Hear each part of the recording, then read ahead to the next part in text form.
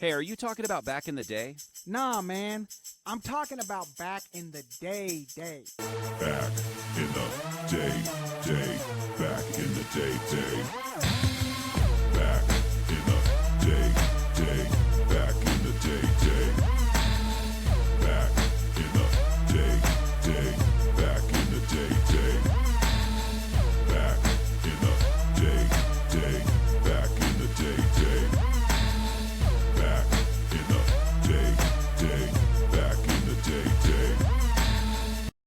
Joining me today on the Back in the Day podcast, you know him from the Ben and Skin show, Mr. Ben Rogers. What's up, man? Hey, how's it going, Mr. Pasvar? How you doing? I'm doing good, dude. Welcome back, dude. It's been like I think you were on this 4 years ago. Wow, holy shit, time flies. The first season you were on it, and we were sitting outside of your brewery at Rollertown. I don't even think you guys were letting people come in at that point. Wow, yeah, probably during the pandemic then, right? Yeah, because we were sitting on some park benches. And you remember you guys had those like picnic table for a little bit? Yes. Right? Like the wooden picnic tables. And there was, if I think there was like an outside, the bar like went, there was like a almost like a remind you of like a concession stand window. Yes. Right? Yes. To where people could go and order beer. Yeah, it was scary. I mean, we launched that business right as the pandemic is starting. In fact, our grand opening day was on the day that the state got closed if you weren't serving food. So I'm shocked that I mean, we were terrified that we were going to fold like right as we were beginning. So we've come a long way in a short time for sure. It's really been cool to see. I mean, because I live, 10, 15 minutes away from it. And it's been cool to just kind of see the growth. Like we do our comedy show there once a month, which I'll tell you this, Ben, that's got to be one of the longest running shows in DFW right now. Really? That's not at a comedy club. Okay, let's go. Yeah. We're like 3.5 years in. Hell yes. Someone said that to me the other day. They're like, hey, is this like one of the longest shows? And I was like, no. And then I started thinking about it. I was like, well, we have been doing it since May of 2021. Man, and it is, I mean, thank you, first of all, because it allows us to do something unique that other places aren't doing. And I love comedy, and to be able to have, these comics come all the way out to Salina and just offer our customers something cool like that. It's awesome. But we're such the brewery business is so incredibly difficult. Like it's just peril filled, and it's hard to make it, and it's a dream that we're chasing, but it's such a humble setup. So your patience with us, like we'll have like one microphone, one speaker, spotlights not working, you're kind of doing it in the dark and fighting your way through it. So we're excited about the new venue that we're building in Frisco on Main Street. And it's going to have a much better setup from an audio video standpoint, from a production standpoint. So we're excited about keeping this streak going, hopefully to when we move into our new digs in Frisco in about a year. Yeah, I'm excited about it too, because, any spot that you can have a show, because like you talk to me, you're always like, man, like the microphone's not that great, the spotlight. And I'm like, dude, we don't care about that. Like, honestly, what I love about it is that like the last one you went to, I think was in August. And when I asked like who came here for comedy, it's like 99% of the people applauded. And so that's what we care about. We care about that We're not fighting a crowd. You know what I mean? There and at that one, I was like, there's a softball team in the middle, and they're taking up most of the space in the brewery for the comedy show. And I was like, when the comedy show starts, these guys are gonna be like, hey man, what the hell? And they were specifically there for that. And I was like, badass, man. They come every month. Yeah, that's so great. And it's a Rollertown sponsored softball team, which I don't know how they did that. I told those guys this is a Christmas miracle of some sort, because it's like getting a virgin pregnant, because we don't sponsor anything. We can't. It's we don't go to sleep on big piles of money, so we're not in a situation where we can sponsor anything. So I literally don't know how they got sponsored or what that even means. And so they're just a miracle baby. And so I'm just like all for that softball team, and they support comedy night. So the Rollertown softball team, near and dear my heart. Yeah, I love those guys. I think they've been, if I had to guess, every month for the last 6 months, maybe. Right? I think they just came randomly one time for one of their birthdays or something. Wow. If I might be misspeaking, but I think that's what they did. Is they came for like one of the birthday parties or something, and they just kept coming. I made fun of them last month, because actually it was last Saturday. One of the comics had a joke about baseball, and they got all offended. And so I came back on stage. I was like, "Did you guys just get offended by a baseball joke?" And they were like, "Yeah," or whatever. And I was like, "Wait, hold on, y'all," because they're all in their jerseys, you know. And I was like, "Are y'all a baseball team or a slow pitch softball team?" And they were like, "Softball." And I was like, "That's like the guy, the flag football quarterback that said he was better than Patrick Mahomes." I was like, "Y'all are him right now." Yes. You know, and they were dying laughing at that. They just gave them a lot of right. shit. Exactly. Yes. Like, you can't get mad, like, "Oh man, they're talking shit about baseball. We're hitting 17-mile-per-hour softballs." Exactly. Like, Yes. don't die on that sword. But man, what has been okay, so Rollertown is something that you guys are doing. That's cool. You guys started the Super Soaker. Tell me a little bit about that, like what the idea behind that was, kind of what y'all are hoping to get from it, all that good stuff. Yeah, we're exploring the great unknown, it's like we would be sitting there doing a radio show, and we've been doing radio shows since 2001, and we'd look up and we were like, dude, how does Pasvar have better production value than us? Like, he's producing better, like, badass video clips of his interviews, and it's like, there's no way that should be, he's doing that on the side. That should not be, he should not be, sweeping the floor of our industry with that. And to your credit, it was all gorgeous stuff we were seeing. And so I started asking you questions. Hey, how does the video side work and things like that? And so we have in our contract a carve out to do things on YouTube, and we always have. We just weren't really doing a lot on YouTube. And so we just decided to change that. The radio business has evolved and changed, and we try to ride those ebbs and flows, but it's a crazy, challenging, difficult, and rewarding job, a job we love. But as things have evolved in our world, and we try to adapt as best we can, we still, in the current incarnation of what we're doing radio wise, it's the most wildly different thing from what we did for the first 24 years that we've ever done. And so we're just like, hey, we still want to scratch that itch. We still want to do the type of content that we would normally be doing if we were doing our more traditional Ben and Skin show. We have this carve out in our contract to where we can create YouTube content. So let's just dive in and let's try to figure it out. And so we don't really know much about what we're doing. We're learning on the fly. We got a bunch of talented people helping us, but we do the Ben and Skin Super Soaker, which is a live stream every Tuesday and Thursday at 10 a.m. We go for about an hour or an hour and a half. We're having a lot of fun with it. We're doing it right now at 10 a.m. We may decide to do it at a different time. We may start cranking out other content from our YouTube channel that's just more like a traditional TV show. You might see our stuff actually end up being a TV show in addition to this. We're going to be doing an official podcast on video for the Mavericks on Wednesdays during the season. And so I just see it as us surfing the wave of evolution of content creation as things evolve and change, and consumers, take in media in different ways. We're all trying to evolve and adapt. And so this is just the latest incarnation of that for us. But we built out little home studios, and we now have the ability to jump into the arena that you've been backstroking in now for a while. And dude, kudos to you, because it's all looked great. Thanks, man. I had nothing to do with that. Shout out to my buddy Travis, who made everything look really good for the first 4 seasons. This is the first time I've done it on my own. So we're hoping, because I used to joke with him. I was like, people only compliment me on how the podcast looks and sounds. No one has ever been like, I really like listening to your content.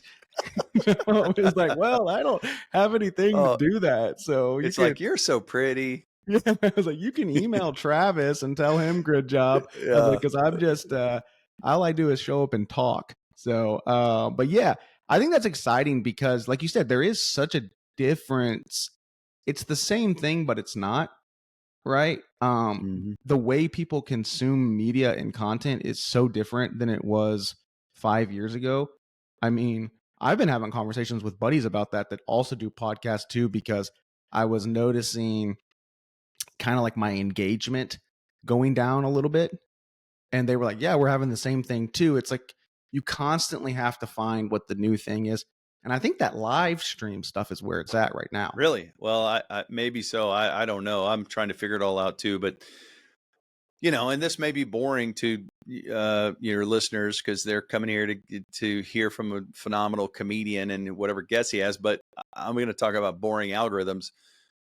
As we all branch out and try to figure out how to do this on our own in this new frontier, the thought was that, okay, if you've built a large social media following, you can lean on that following to help promote whatever you're doing.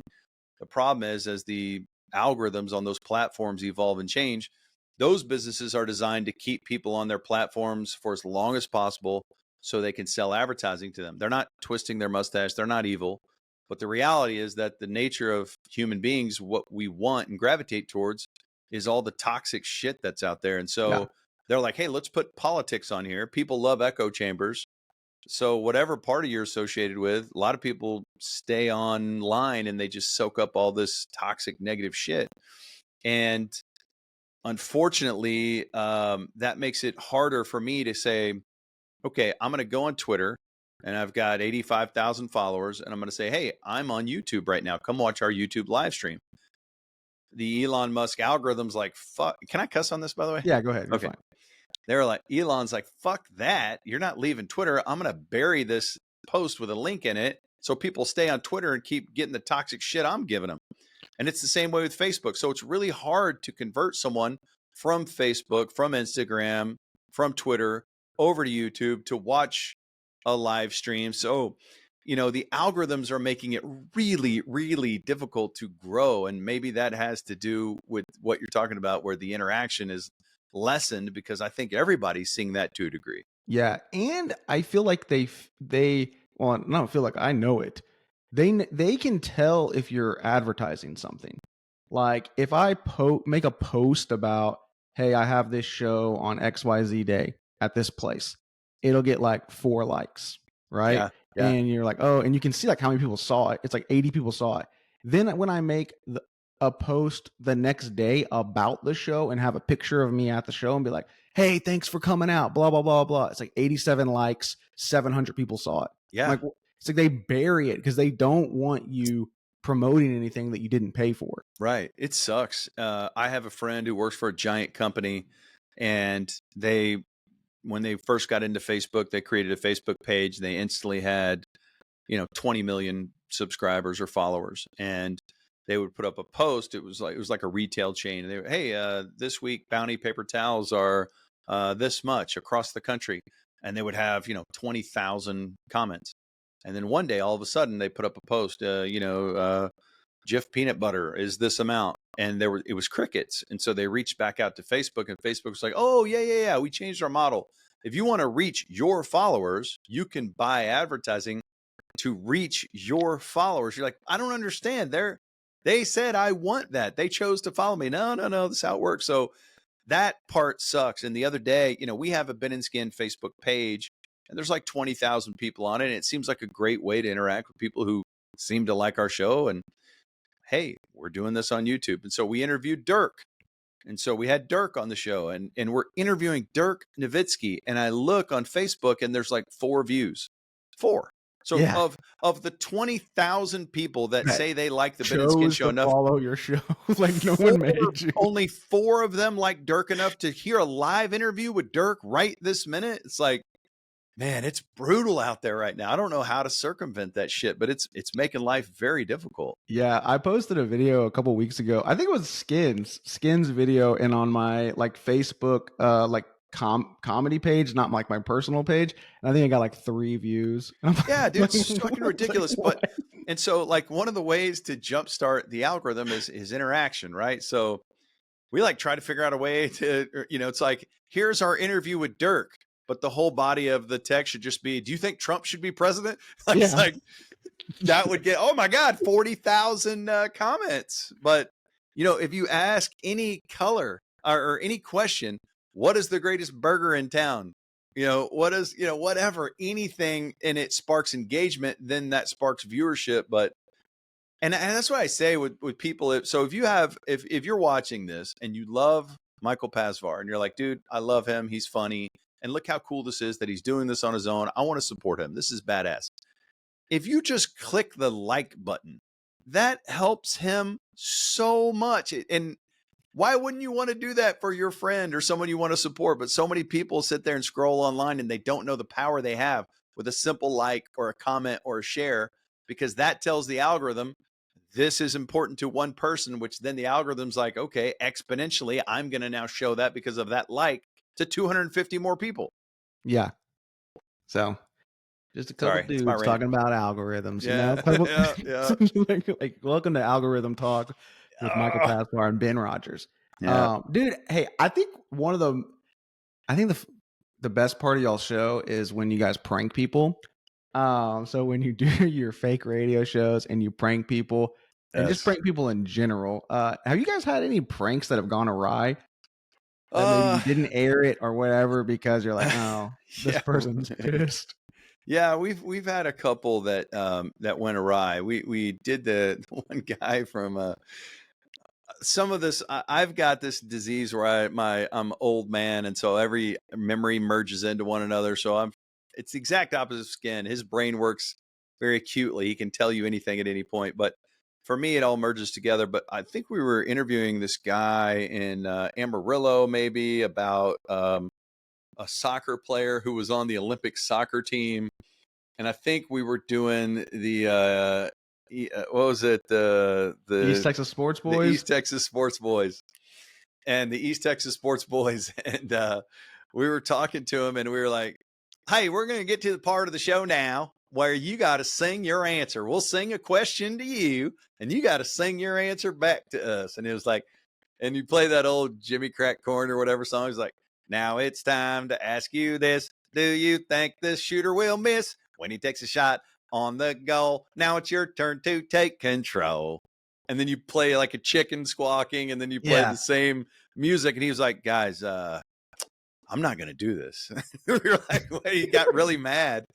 And then there was, he was like wrote for the Amarillo Tribune or something. And there was some thought that he wasn't going to allow us to air any of it. So we did reach back out to him and smooth that. We're like, look, dude, we're just having fun. But yeah, that one ended up airing. I don't think we've ever been shut down and not aired them, but it is my favorite thing about what we do. And that's something we got to figure out in the video. Because what is your idea for how we could do that on video? That's tough because like, okay, like you would have to change your characters up. You couldn't be like the character that you do, like the Hulk. Like that's if they saw that person, if they saw your face, they're like, this is obviously fake, right? Or we would have to record it and then air it on YouTube without showing it happen, because we can never show the person that is, that we can never show the person we're pranking who they're talking to. No, yeah, you could never do that, and then you could never do, or the other one where your character is, it's very ambiguous of where he is from. Oh my God, it's so there's some of those that are, yeah, and we try to. There's some of those are so funny. That guy, one of the reasons that guy, and that's Rational Bill. That's the character Rational Bill. Who's he do a show with?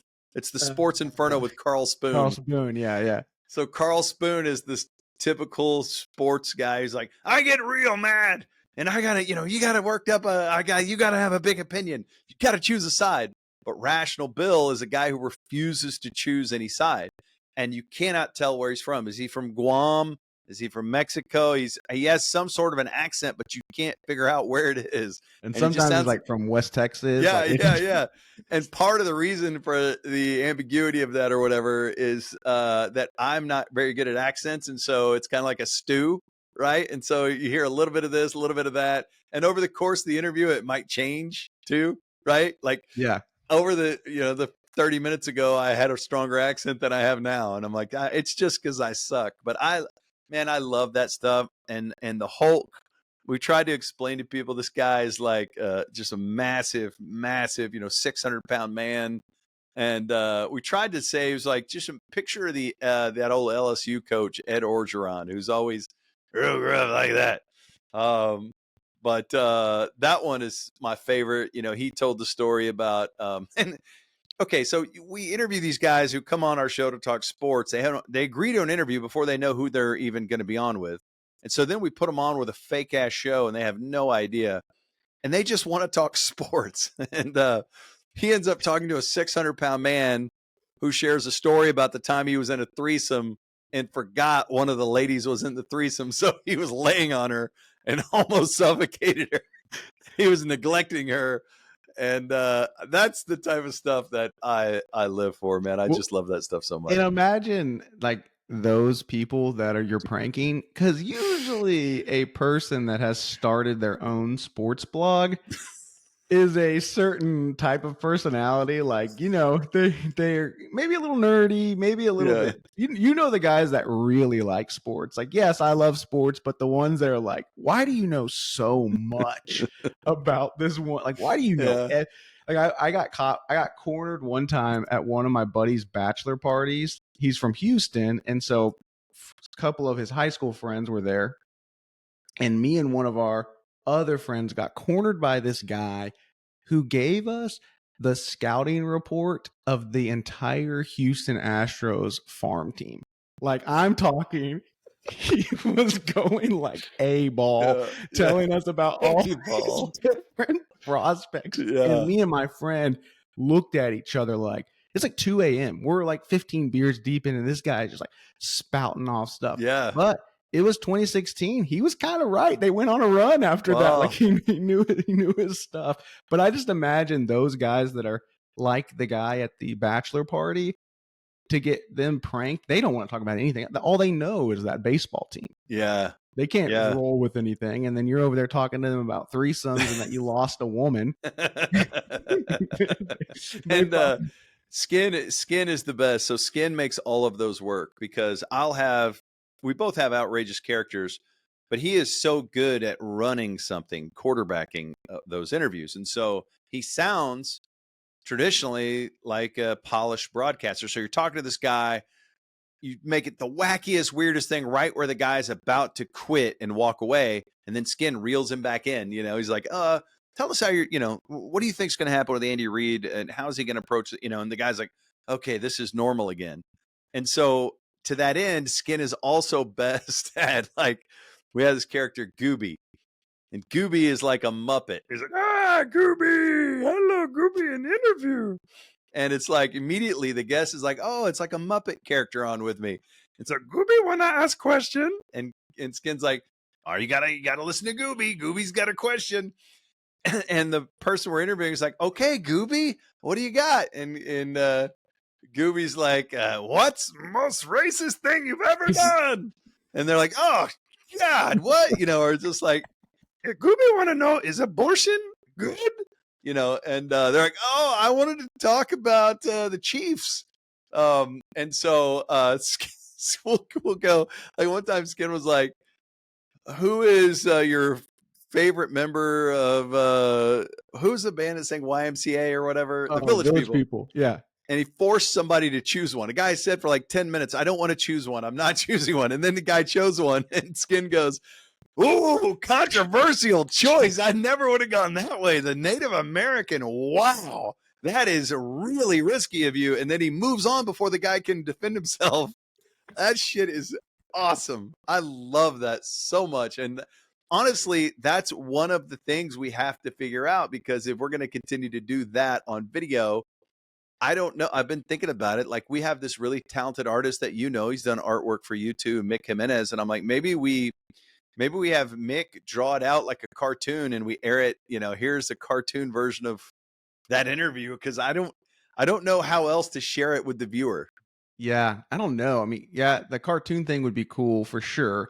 Because otherwise you're just putting up the audio and like y'all's faces. You know what would be cool is actually, as I was thinking, you could air the interview with you two live, and it's like the audio's playing, and then you guys are pausing it and then talking about it, like almost like it's like a film study. Oh yeah, no, that's great. Yeah, You know what I mean? Yeah.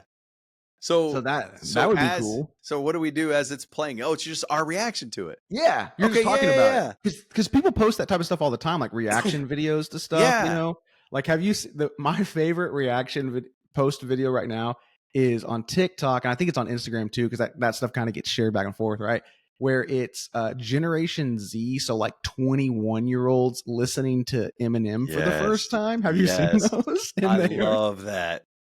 And they are so shocked because specifically they're listening to the songs about him killing his wife and his child, and they're just like, what? Like, why is this popular?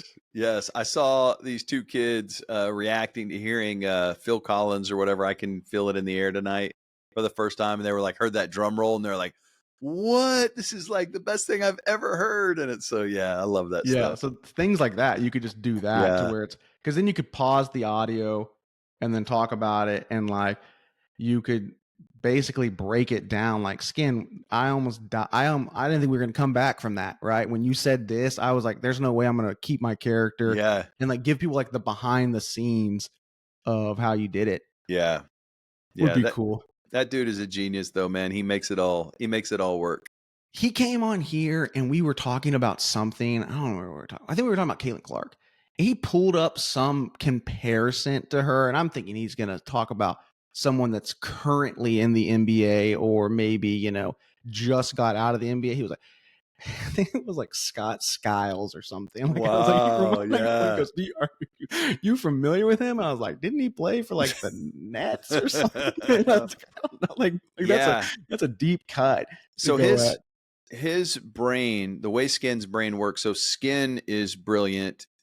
Our senior year of high school, we were allowed to miss as many days as we wanted if they were excused absences. So we faked those absence excuses, and we missed like 70 days of school. He still graduated with honors. And his sister, is brilliant. She has her PhD, I believe, and I could be wrong about that, but she has multiple degrees. She's brilliant. And he just chose to use that brain power to memorize everything about music and sports.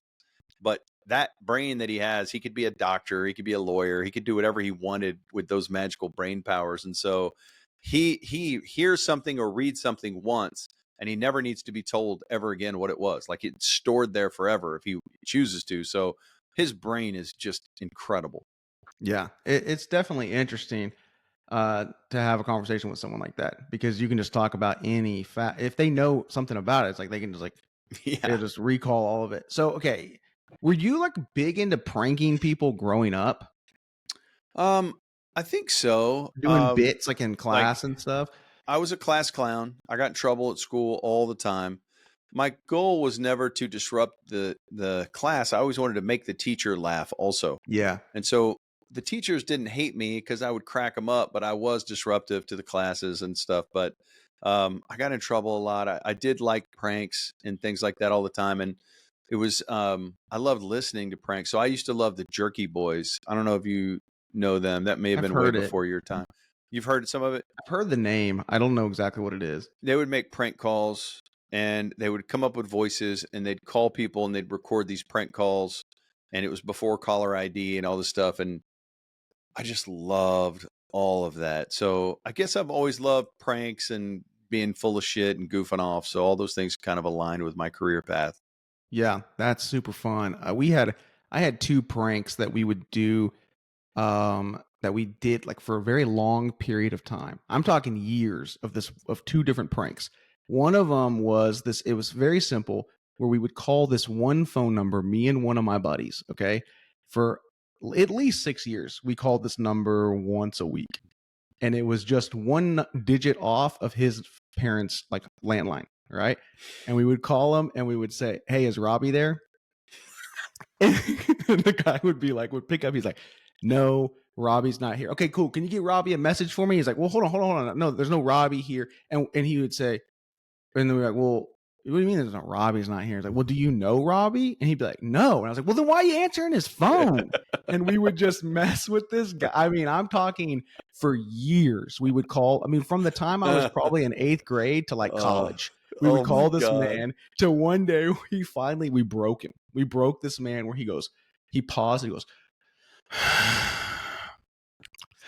"For the last time, Robbie does not live here." It's like, dude, then what are you doing in his house? You know what I mean? You know? Oh my God. I love shit like that. That was one of our pranks. Then another one that I had that I think one of my buddies made up, and it was just a character that he and I kind of took over. And it was where we would call. So what we would do is like, say like you and I are hanging out. So you would go through your phone book, you'd give me a number to call. I would call them from my cell phone because they don't have my number, right? When they would answer the phone, we would play this like little chubby kid.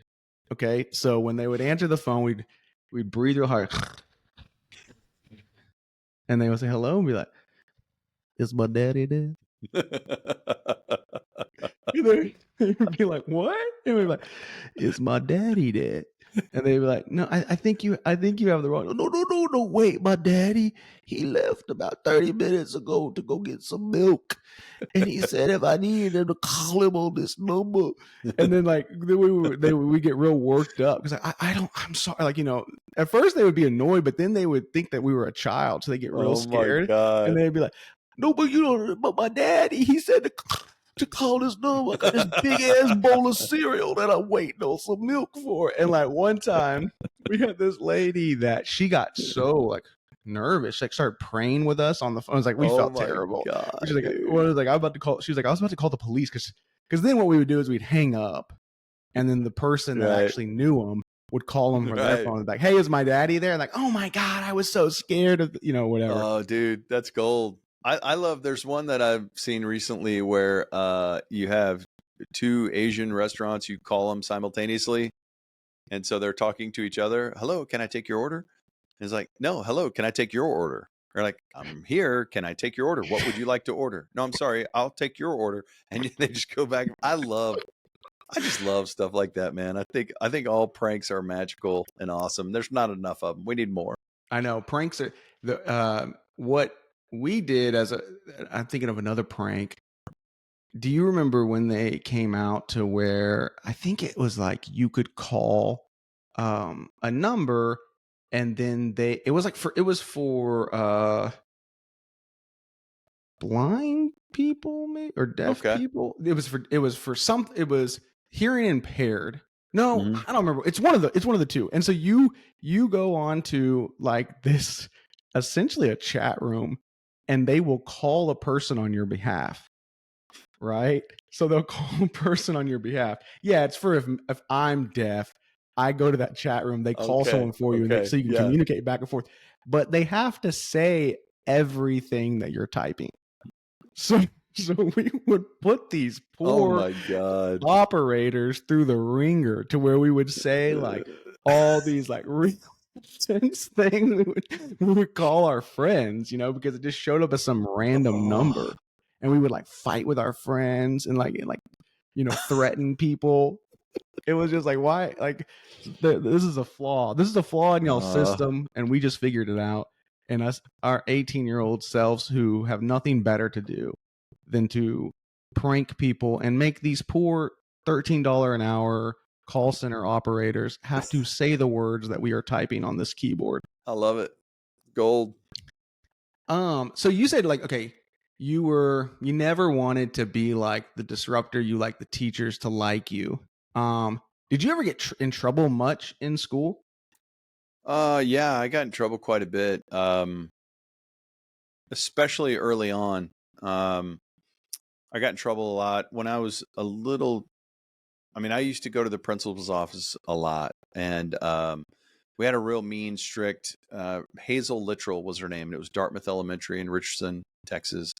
And my mom was such a defender of me that she would believe whatever I told her, and she would go up there and fight and scrap for me. And but I was like public enemy number one to the principal. Nothing horrific. And I think the most trouble we got in, and I didn't even do this, was one of my best friends at the time, and I think he's Skin's accountant now. Drew a penis on a whistle chair in the library. It was, a whistle chair. It looks like the shape of a whistle, and you sit down for story time on it. And we were, I think, in like second grade. He drew a penis on it or something. And we got in huge trouble for that. We got in trouble for fighting and doing stupid stuff like that. But I was not a good kid. I did things that, like, my kids now are angels compared to me. Thank God. I don't really ever want them to watch this or know anything that I ever did. But we had a guy that moved to our school from Orange County, and he moved there in 5th grade. And it was like somebody from the future. And I think his dad wanted him to be a good athlete, so they held him back at least 1 grade, maybe 2. So he was they call that the Oklahoma red shirt. Okay, Oklahoma Like, red they shirt. like legitimately do that. Like in Oklahoma, Yeah. they'll like hold a kid back for sports, and they're like, "I was red shirt," and I was like, "No, I think you weren't very smart." But Yes, this guy was like, in 8th grade, had a full hairy chest, and was like nobody could tackle him. And he was, 5'9", and then the exact same height when he graduated high school, because he was done growing. But he came from Orange County, and he expedited all of our maturities, and we were just doing dumb stuff, trying to hook up with girls and drinking and doing things we shouldn't be doing way before anyone should ever be at that age. So I got in a lot of trouble as a kid. I think every friend group has the one extremely mature guy that's like knows all the stuff. It's like, how do you know all this? Yeah. Who taught it to you? Why? But then you find out, you're like, oh, well, your parents let you watch Basic Instinct when you were 6, so your mind is just warped. Yeah, exactly. You know a lot of stuff. Okay, so you were pranking people, getting into trouble a little bit, but I don't feel like you're the type of guy that probably got in real trouble. I feel like you were the type of person that probably could talk yourself out of, like, especially with like older people. Was that a skill? Because you're a sales guy, so was that a skill that you had at like a young age where you could talk yourself out of things? Yeah, I love people. I love talking to people. And my parents tell me the story of, I don't know if I was 4 or 6, or we were on a family road trip, and they looked up and I was gone. And we were at like a gas station, restaurant type thing on the road. And they looked over, and somehow I was talking to a limousine driver, and they ran over there. Like, oh my God. Well, you can't wander off like that. What are you doing? And the limousine driver apparently said something like, hey, we had a great conversation. He was asking me about if I've had any famous people in here, how much I make per year. And like, I've always been comfortable talking to people. And I know that not everyone is comfortable talking to people. And so within that, there's some wiggle room to try to talk your way out of some stuff. And so I've always been able to kind of talk myself out of some problems. And I call that human whispering. And my friends that have been with me for a long time, they've seen me human whisper. Like a lot of times, a radio station will send you on the road to cover sports, but radio stations don't have a ton of money, so they send you somewhere horrible, like horrific. Like when we were at the Fan, we went to cover the Cowboys in Oxnard, and they put our whole group in a motel that was so scary that there was like a giant bulletproof window to talk to the front desk. There was like some Samoan dudes out there in lawn chairs, like on watch for Popo. There was a used purple condom that sat at the base of the stairs for the whole trip that we were in town. One of our buddies, Mike Bassick, brought his kids in town for this, and he wouldn't let them take their shoes off in the room because the carpet was so dirty. So and one time Skin lost his key, and so he went down there to get a new key to his room, and they didn't even ask him any questions. They just handed him the key to the room he said he was in. and like, so we then, that's when Super Ben would be called upon, the Batman light in the sky, and I would come in to do some human whispering. And I would go talk to, a resort and say, hey, we're from this radio show in Dallas. We certainly would love to have a place to stay. If you could work with us on that, that'd be great. And we have social media accounts. We'll give you some love on social media, but we just need a better place to stay. And so traditionally, I've talked us into so many different places. Now, you can't say anything on the radio for those places. That's Plugola Paola. It's illegal. But there's things you can do, like on social media and stuff like that. And so I would traditionally, over the course of our radio career, have talked us into much better places. When we went to the NBA Finals in 2011, we ended up, I don't even know how I did this one. I bullshitted us into this boutique hotel in Miami. It was like a hotel inside of another hotel. Like it started at floor 17. And inside that hotel, there was a stainless steel swimming pool that looked out on Biscayne Bay or whatever it's called. And there was a full NBA basketball court in there. And they were new and they wanted to recruit other NBA teams to stay at their boutique hotel. And here's a full NBA practice facility for you to practice while you're here. And we just wanted to play pickup basketball. So we bullshitted our way into, we had our own, each of us had our own like little room suite there. And we played basketball as much as we wanted. We invited all the media people that were covering the finals. We played pickup basketball at that spot. And it was like for nothing, because they just loved the idea of, yeah, we need to let the NBA know that we're here. Come on, come try it out. We'd love for you guys to experience it. So we've had a lot of great adventures like that. And I've been able to talk us into some pretty cool situations.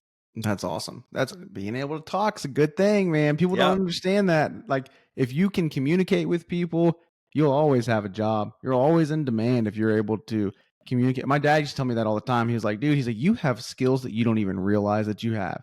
He's True. like, the fact that you can stand in front of people and present something, he's like, companies will take that all day, every day. Hey, speaking of used condoms on the ground, last year, I was going to work out at our gym in our neighborhood, and there was a used condom on the ground right outside of it. So I took a picture and I put it in the Facebook group. You did? Yeah, and I was like, someone got a different kind of pump. This not, today or What'd they whatever. say? Did anybody People say loved it. People liked it. They laughed at it. I usually only get on that Facebook group to troll people. Like, there was one day someone had a post about like their driveway. Someone walked on their driveway and got mud on it. So they posted that video and they're like, who do I contact about this or whatever, right? And I just commented on it. Their name was like, I don't know what their name was. Let's just pretend it was like Steve or whatever. And I just commented hashtag pray for Steve. Like, what? Who do you contact? Just wait for it to rain. What are you talking about? Just go, so yeah, that's that used condom reminded me of that. Or like how our pools would always get shut down because like people poop in it. So like the first time that I went to it, I was like, hey, taking the family to the pool for the very first time. Is it a requirement? Do like we like have to shit in the pool? Yeah, man. That pool gets shut down a lot for poop reasons. That's always shocking. Well, during COVID, you had to have like tickets to get into it, because they were doing it because they could only have 50% of the occupancy, right? Because of COVID issues. So what they did was they put free tickets out, but you had to like get reservations. And people in our neighborhood were pissed about that. Yeah. And I was like, well, yeah, of course they're doing it this way because they don't want 16-year-old Sally who's making $11 an hour have to tell some 40-year-old man that he can't come in with his kids. You know what I mean? Yes. So I went on there one day and I was like, hey, I have 4 tickets to the pool. Before I put them on StubHub, I wanted to see if anyone was interested. $100 or best offer. Obviously joking, right? like what'd they say? People lost their minds. Like most people, 95% of the people laughed at it, right? They obviously knew that it was a joke. But the like admin posted on it and was like, to the 75 people that have DM'd me about this, I am not taking the post down. It is obviously a joke. As you can see from his profile picture, he is holding a microphone on stage. He is a comedian. Just chill out a little bit. But yeah. So good. That's the best parts about it, man. Name of the podcast is called Back in the Day, where we spend time each season talking about like one specific story from growing up. Okay. This season, I'm focusing on stories from the time as growing up that you feel like you made your parents the proudest. Do you have a story? You know what's funny about this? You texted me this in advance, and it caused some deep reflection. and I'm the I'm the black sheep in my family. Both my brothers, incredibly impressive, have had brilliant careers, both got master's degrees. I dropped out of college to be a rapper with Skin. So like I was the huge disappointment like most of my life. And so like in terms of pride, like all I did was infuriate my dad for most of his life. Like I just did so much stupid shit that just and thank God my mom had my back and stayed with me. But my dad was ready to punt. Like he was ready to give up so many times. And so like is there a moment that where they were really proud of me? I think it just was me finally going back, getting a degree 10 years after high school graduation, got a college degree, got a job, and was able to, support myself. Just that basic thing, I think, was a sense of pride, right? Like, I'll tell you this. So there were several moments where I did not make them proud. One, probably this is the main one. I mentioned that Skin and I had missed 70 days of school our senior year. Every single one of those was with an excused absence on a note that we wrote. Well, we found out the office was we went to Berkner and Richardson, and they tried this for 1 year. You could miss as many days as you want, as long as they were excused absences. And now there's not like that. You have a certain number. And so we found out the piece of paper they were using to prove if it was a forgery or not. And so we forged that. So then we forged every note, and it was a direct match. And so we missed over 70 days of school. And, our parents never knew. We didn't stay. We went to school, but then we'd go to every lunch. We'd go to 4 lunches, or we'd leave and go off campus. But our parents, all they knew, we were leaving and going to school every day. And so when I graduated, there was this like computer science class or some class I was in where the teacher, who liked me, but wrote, "It's been this many consecutive days since Benji," is what I went by, "has been to class." And it was just up for every class that she had, every period, to see that I was the idiot that had only made 3 days in a row or whatever. Yeah. And so when it came time to graduation, it was iffy whether I was going to pass her class. And that was the last class I knew I needed. And I didn't know I was going to get 68, 69, 70, 71, something like that. And so the day of our graduation, I didn't know for sure that I was going to graduate. The family's getting ready to get in the car. We're going to SMU for graduation. And my older brother goes, "Dad, Benji doesn't even know if he's going to graduate. Like, we might go and they might not call his name." And my dad was like, he blew a gasket. He's like, "I'm not even going. I'm not going. I'm not going to his graduation. We don't even know if he's going to get it." What an absolute F up. And so we go to graduation, and I'm running through the bowels of SMU looking for the R's for Rogers, and I find my name. And I find the R's, and that teacher is waiting, standing there. And she goes, "Oh, you're coming to see if your name's on here, huh?" I go, yeah. Like, she goes, "You seem really confident that it will be there." And I was like, she goes, "Do you think you passed my class?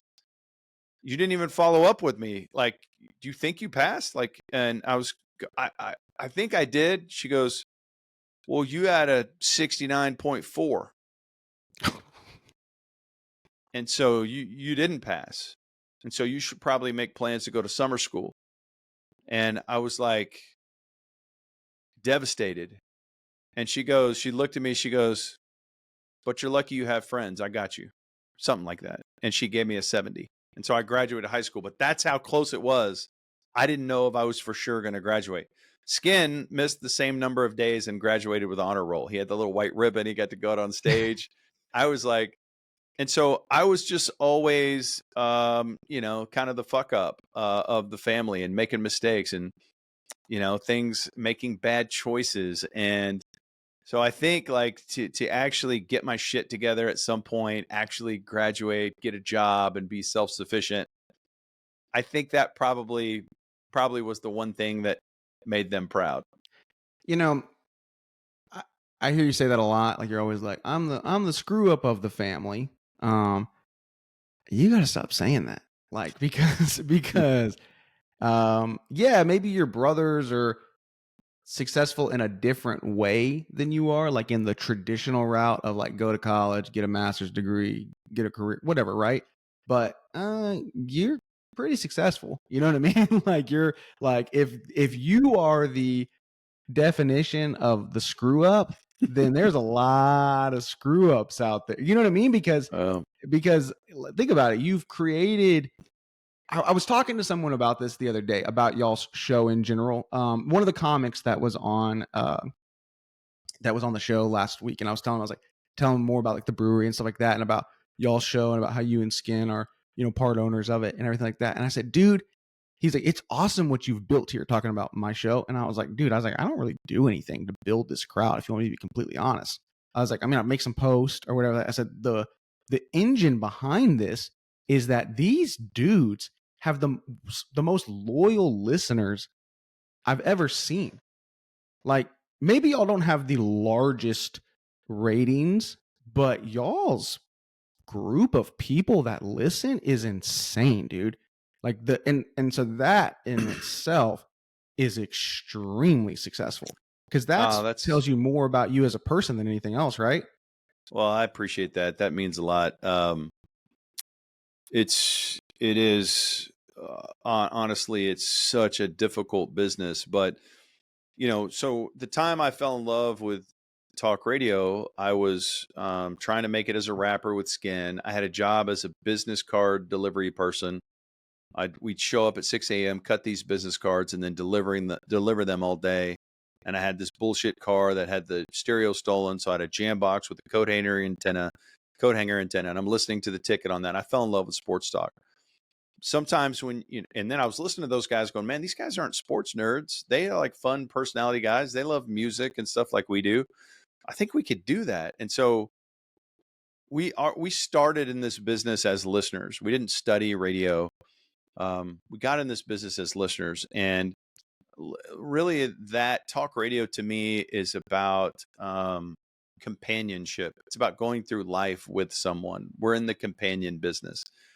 And so I fell in love with talk radio. Now these guys are my friends that I'm listening to. And then you go to remotes, and some of them were the same person at those remotes. Okay, this is just like listening to them. They're authentic, real people. And some of them were dicks and had no interest in talking, and just, you're like, okay, there's not a real connection here. And so I never wanted to be that. And so we kind of got into talk radio as listeners, and then just got lucky. I mean, the whole time I've had imposter syndrome. I keep thinking somebody's going to come in and say, hey, get the fuck out of here. How'd you get in here? Get out. You can't be in here. And so like the authentic like connection that we have with our listeners, it's 100% real, man. Like we're going through life together, and I can't support my family chasing my dream unless those people are riding with us. Yeah. And that connection is everything to us. I appreciate you saying that. That has been one of the coolest things. And you know, there's been listeners that we've reached out to that reached out to us who have been suicidal. There's people who have reached out and said, hey man, I just need a hotel room for tonight to get my life back on track. There's people who have had kids, you know, fighting things, that didn't have enough money to pay for medical bills. And when they reach out to us, you know, to us, we try to do everything we can. It's like a big family. Yeah. And when you have somebody that says, hey, you guys helped us through one of the worst times of my life, that's more gratifying than ratings or, you know, anything at all. So, yeah, I'm super grateful for the loyal support we've gotten from so many amazing listeners. It's been badass. Yeah, dude, it's cool to like watch it, you know, from like my perspective, because even just you know, I've been on y'all shows a couple times. You know, I filled in I think it was like last Christmas with Christina and Steve, and even just from like the little things of like y'all talking about Rollertown, or like saying like, oh, I was on Michael Pasvar's podcast. I can't count on my two hands how many times people have came to one of my shows and just been like, I hear your name on Ben and Skin, so I come to your you know, whatever. I had someone come to one of my shows like in Abilene, like, yeah, I'm a Ben and Skin listener and I live out here. I had another person, I was in Tyler back in April, they came after the show, or whatever, after the show that came, shook my hand, where I was like, yeah, I know who you are. I was like, oh, cool, man. What, did you see like one of my things online or something for the advertising? No. I listened to Ben and Skin. So I came to the show. So like, yeah, y'all's listeners, they support big time. And I think that's, a huge deal. And that's why y'all are successful. Yeah. So stop saying that you're the family screw up, because otherwise the rest of us are going to feel like big time screw ups. Well, when I say that, I'm like, so my one brother was, so he's in marketing. Well, he was the CMO of Walmart. Yeah. I mean, okay. So like he was he owned multiple planes. like he had not just one plane, like he owned planes and flew them himself. Let me go get a pilot's license. So he had the top job in his industry. And then my other brother is this exact same. It's like he owned his own agency, and like, so yeah, that's what I mean. I'm super proud of what we've built, and but I think there's so much luck involved in what we've done. Right place, right time. Yeah. And I look at what my brothers have built, and they're far more deserving of everything they've created for themselves. I'm grateful for all we have, but yeah, I just feel more lucky than smart.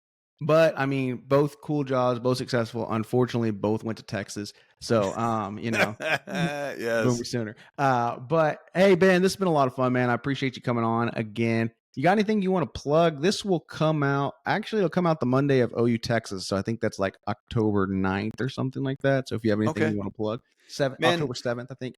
I just, man, I first of all, grateful for the opportunity. Thank you, your friend. I think you're brilliant. Thank you for doing the comedy nights at Rollertown. I just, as we all try to figure out how to get content to people and how to connect with our, loyal supporters and listeners and video consumers, whatever. I just say, man, if you see a post, man, hit the like button. Hit a comment, share it with somebody. This is the real war that we're in. People out fighting on their own to do it. We need all the support of the community that we can possibly get. So thank you to everybody who continues to support Rollertown and the Ben and Skin Show. And hopefully you're subscribed to our YouTube channel. It's youtube.com/Ben and Skin. And we're just trying to grow that brick by brick, man. Sweet. Well, guys, make sure you follow Ben around and Ben and Skin on YouTube. Go check out Rollertown. It's a super fun brewery. The beer is awesome. I think you can get it at like tons of different grocery stores and tons of different restaurants around DFW right now. Make sure you like, subscribe to this podcast, share it with a friend. Show dates when this episode drops. October 10th, 11th, and 12th, I'll be at Plano House of Comedy in the Shops of Legacy. October 26th, I'll be in Abilene. So that one person that came last time, come again. And randomly, we have a lot of listeners in Abilene. So come out October 26th at Hef's Burger and Bar. You're doing good things when you're playing at places like Hef's Burgers and Bars, guys. So come on out. We will see you guys next time. Bye now.